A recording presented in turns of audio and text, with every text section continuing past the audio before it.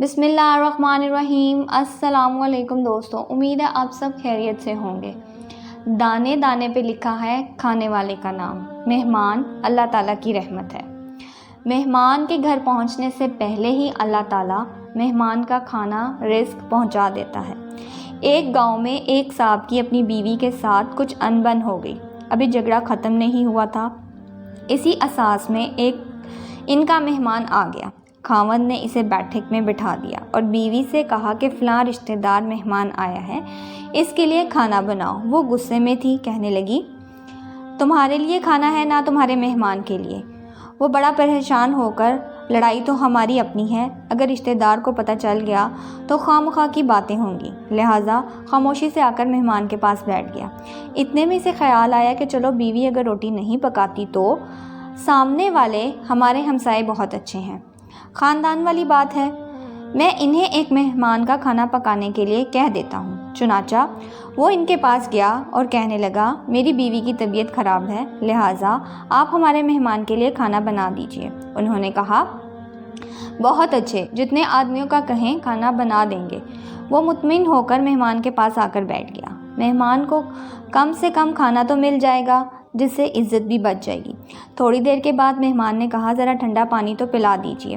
وہ اٹھ کر گھڑے کا پانی لاتے ہوئے اندر گیا تو دیکھا کہ بیوی صاحبہ تو زوروں کے تار رو رہی تھی۔ وہ بڑا حیران ہوا، یہ شیرنی اور اس کی آنکھ میں آنسو۔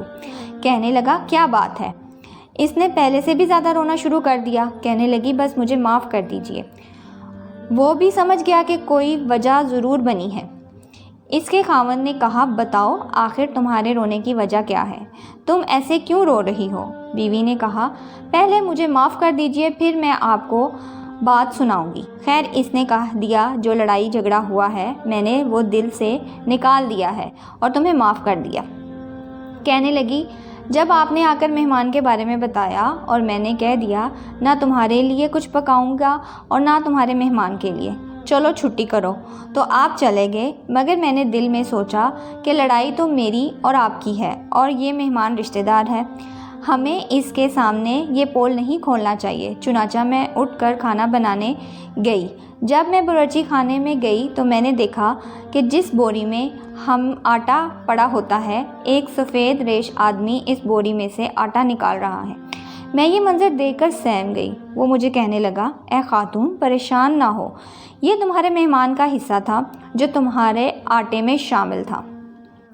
اب چونکہ یہ ہمسایوں کے گھر میں پکنا ہے اس لیے وہی آٹا لینے کے لیے آیا ہوں۔ اس واقعے سے ثابت ہوتا ہے مہمان بعد میں آتا ہے، جبکہ اللہ تعالیٰ اس کا رزق پہلے پہنچا دیتے ہیں۔